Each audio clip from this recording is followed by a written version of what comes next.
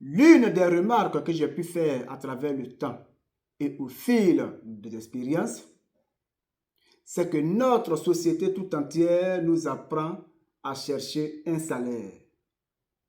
Ce qui n'est pas mauvais en soi, parce que le salariat a ses avantages que personne ne saurait discuter. Avec le salaire, on arrive à payer notre loyer, on arrive à payer nos factures, on arrive à se nourrir, on arrive à se vêtir, on arrive à se soigner. Alors, perçu sous cet angle de vue, je répondrai oui, le salaire est une très bonne chose, le salaire est utile. Mais il y a une question qu'on ne se pose pas souvent. Qui t'apprendra à créer de la richesse? Qui nous apprendra à créer de la richesse? Alors, chers amis bâtisseurs de demain, voici la question, ou du moins la situation autour de laquelle je compte construire mon analyse. Et tu me diras dans les commentaires si tu partages mon avis ou non. Vous savez, depuis notre enfance, on nous a presque tous posé la même question. Et la question dit ceci. Qu'est-ce que tu veux devenir plus tard? Qu'est-ce que tu veux faire plus tard?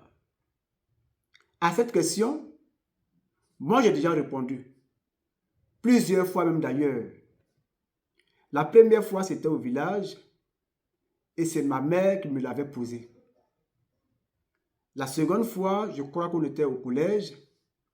Et donc, entre amis, entre camarades élèves, il y en avait un qui avait déjà acheté ses fournitures scolaires et donc qui était à la phase de présentation. Et on pouvait voir son nom, son prénom, le nom de son établissement, comme d'habitude. Et juste en bas, on pouvait voir mon pays de rêve. C'était quoi encore? Ma ville de rêve. Ma nourriture préférée. Et il y avait aussi mon métier de rêve. Alors, c'est justement au niveau du métier de rêve qu'on avait mené notre petite discussion. Je ne vous dirai pas ici c'était quoi son métier de rêve, mais c'est juste pour vous dire que oui, cette question revient très souvent, qu'on soit en famille, qu'on soit entre camarades, élèves, qu'on soit entre amis au quartier, cette question-là revient très souvent. Mais ce qui est déplorable, c'est que il existe très peu de personnes qui nous demandent quel problème veux-tu résoudre plus tard? Je dis bien, il existe très peu de personnes qui nous posent la question de savoir, toi, en tant qu'individu, toi, en tant que fils d'une région, toi, en tant que fils d'un pays, quel problème de ta société tu veux résoudre aujourd'hui ou demain ou plus tard? Cette question-là, elle ne revient pas très souvent. Pourquoi? Parce que notre société nous apprend à devenir des médecins, notre société nous apprend à devenir des enseignants, des avocats, des ingénieurs, etc. Mais il n'y a presque personne pour nous apprendre à créer de la richesse. Je dis bien, il n'y a presque personne pour nous apprendre à créer de la richesse. Si vous connaissez des gens, des endroits ou des écoles où on apprend aux gens à créer de la richesse et à devenir riches à la fin de leur formation, dites-le moi en commentaire et ensemble, on ira là-bas. Et pourtant, celui qui a un très bon salaire n'est pas toujours celui qui devient le plus riche. Alors aujourd'hui, je vais vous raconter une histoire qui pourrait éventuellement changer votre manière de voir l'argent et votre avenir aussi. C'est l'histoire de deux frères avec un ancien baobab. Alors, l'un s'appelait Guirobo et L'autre s'appelait Gagné. Avant de mourir, leur père leur laissa un seul héritage. Un grand baobab planté au milieu du village. Guirobo disait ceci: je vais abattre ce baobab pour avoir beaucoup d'argent et vivre tranquillement ma vie. Et donc, quelques jours plus tard, le gros baobab fut abattu. L'argent était là et l'argent a été dépensé dans les vêtements, dans les téléphones, l'achat de motos. Il organisait même quelques petites fêtes. Alors donc, au bout d'un certain moment, l'argent avait disparu, l'argent était fini.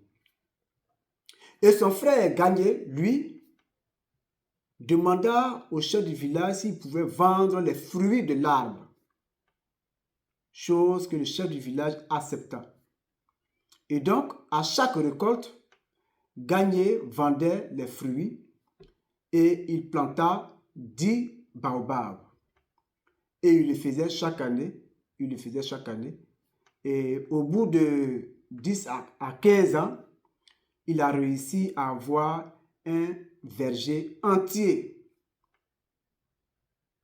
Et donc, il vendait les graines, il vendait les fruits, il vendait de l'huile et il avait même employé presque tous les habitants du village. En un mot, Gagné était devenu riche. Et voici qu'un jour, quelqu'un lui demanda: Gagné, comment es-tu devenu riche? Et il répondait au monsieur en disant: mon frère Guirobo a vendu un arbre et moi, j'ai construit une forêt. C'est comme ça qu'il répondait au monsieur. C'est exactement ce qui se passe dans notre société. On nous apprend à vendre notre temps pour attendre la fin du mois. On nous apprend à échanger des heures contre un salaire. Mais on ne nous apprend pas à construire quelque chose qui va continuer à créer de la valeur. Avoir un salaire, c'est très important parce que le salaire permet de nourrir la famille.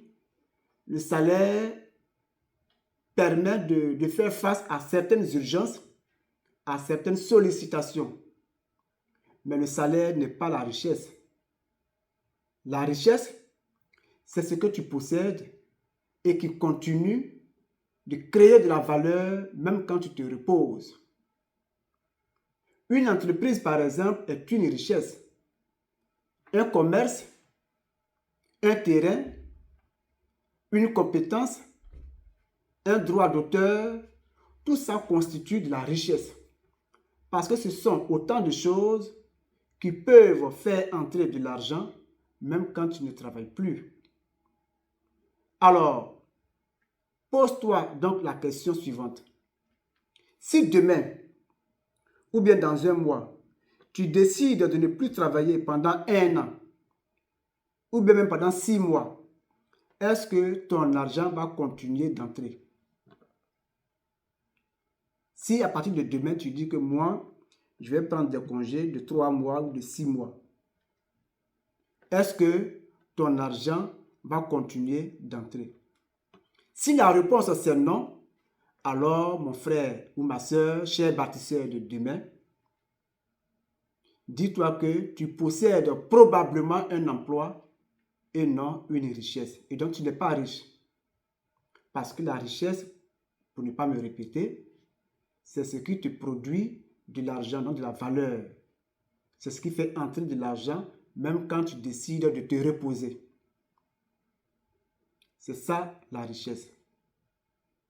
Et beaucoup de parents disent à leurs enfants: travaille bien à l'école pour avoir un très bon salaire.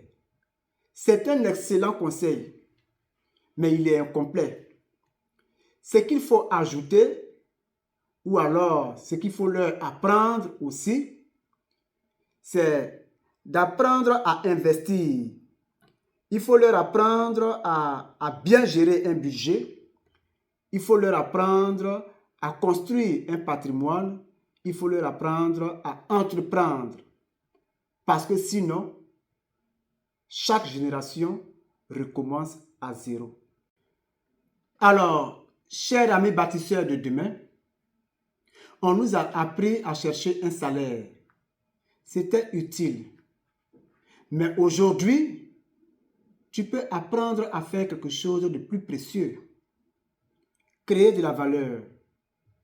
Construire un actif et bâtir un héritage. Vous savez, les personnes les plus libres financièrement ne sont pas seulement celles qui gagnent beaucoup d'argent. Ce sont des personnes qui ont appris à faire travailler leur argent, leurs compétences et leurs idées pour elles-mêmes. Et donc, j'ai une question pour toi. Est-ce que tu es en train de construire un salaire ou une forêt? Laisse-moi ta réponse dans les commentaires. C'était Thierry Le Poutou. Si tu as aimé l'histoire, alors abonne-toi et like la vidéo.